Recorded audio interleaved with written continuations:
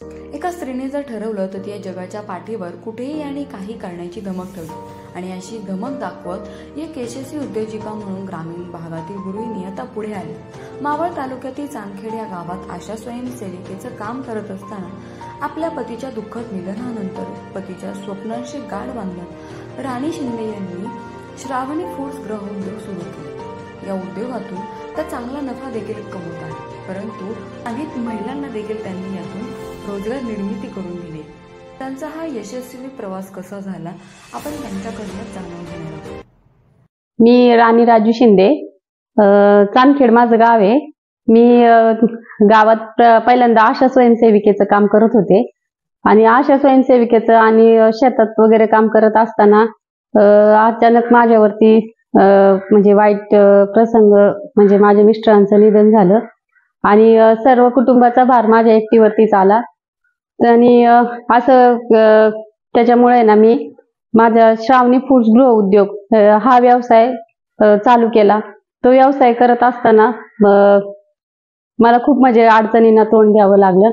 सुरुवातीला मी खूप कमी पैशामध्ये म्हणजे खूप कमी भांडवल गुंतवून मी हा व्यवसाय चालू केला आणि हा व्यवसाय सुरू करायचं म्हणजे माझ्या मिस्टरांचं एक स्वप्न होतं की राणी तू काहीतरी व्यवसाय कर। हा त्यांचा एक शब्द आज मला इथपर्यंत घेऊन आलाय की त्यांचं कुठेतरी स्वप्न पूर्ण करण्यासाठी मी या व्यवसायात उतरले। मला माहित नव्हतं की हा व्यवसाय जर चालू केला तर मला पुढं म्हणजे जास्त त्याचं मार्केटिंग होईल का नाही, काहीच नाही। माझ्या डोक्यामध्ये फक्त एकच की माझ्या मिस्टरांचं स्वप्न पूर्ण करायचं। आता हा व्यवसाय चालू करण्यासाठी आहे ना मी माझ्या मिस्टरांचं असं दसऱ्याच्या दिवशी त्यांना असा हा त्रास झाला, त्याच्यानंतर 2 दिवसांनी त्यांचं निधन झालं। पण माझ्या डोक्यामध्ये फक्त त्यांचं एकच विचार होते की फक्त काहीतरी व्यवसाय कर, हा त्यांचा शब्द आहे ना। मी पूर्ण 2 ते 3 महिने ना नुसतं युट्यूबवर व्यवसायाचे महिला सक्षम कशा झाल्या, महिलांनी व्यवसाय कसे चालू केले, कुठला व्यवसाय चालू केला, तर माझ्या अंगामध्ये कला होती की नाही का घरगुती पद्धतीने कुरडया बनवायची। तर हे मला पहिल्यापासून मी कुरडया चांगल्या बनवत होते। मी पहिल्या थोड्या म्हणजे अशी 100 कुणाला 50 अशा कुरडया बनवून द्यायची, मिक्सरवरती चीक वगैरे काढायची। पण ह्या व्यवसायाची म्हणजे ह्या कुरडयांची मागणी मला बऱ्याच महिलांना म्हणल्या, तू कुरडया चांगल्या बनवते, आम्हाला दे आम्हाला दे। हे मागणी असताना मग माझ्या डोक्यात आलं की आपण पापड बनवू।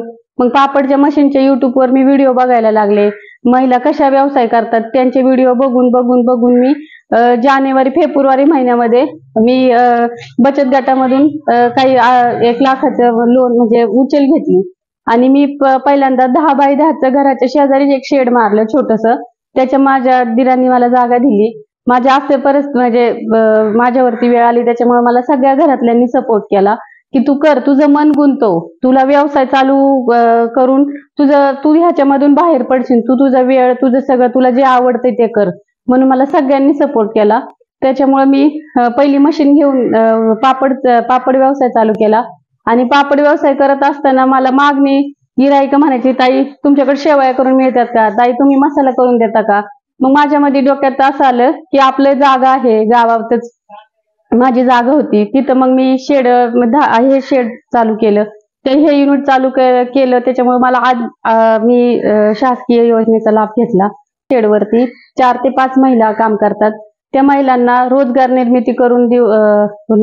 निर्मिती मी उपलब्ध करून दिली आणि महिलांनी कुठल्याही अडचण आली किंवा आपल्या स्वतःच्या पायावरती खंबीरपणे उभं राहायचं, कुणी न डगमगता महिलांनी आपला व्यवसाय चालू करावा।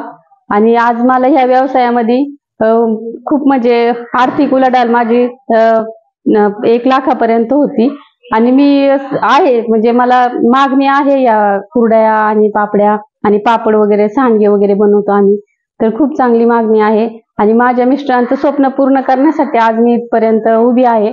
माझ्या मुलांचं शिक्षण आहे, माझ्या मुलांना पुढे मला शिकवायचंय, माझ्या सासूची जबाबदारी आहे माझ्यावरती, आज त्यांचं वय 93 आहे। आपण पाहिलं की परिस्थिती कशी असली तरी हार न मानता जिद्दीने उभं राहत केलेले प्रयत्न हे नक्कीच यशस्वी होतात। हे राणी शिंदे यांच्या उदाहरणातून आपल्याला पाहायला मिळतं। पुण्याहून मी प्राची केदारी, न्यूज 18 मराठी।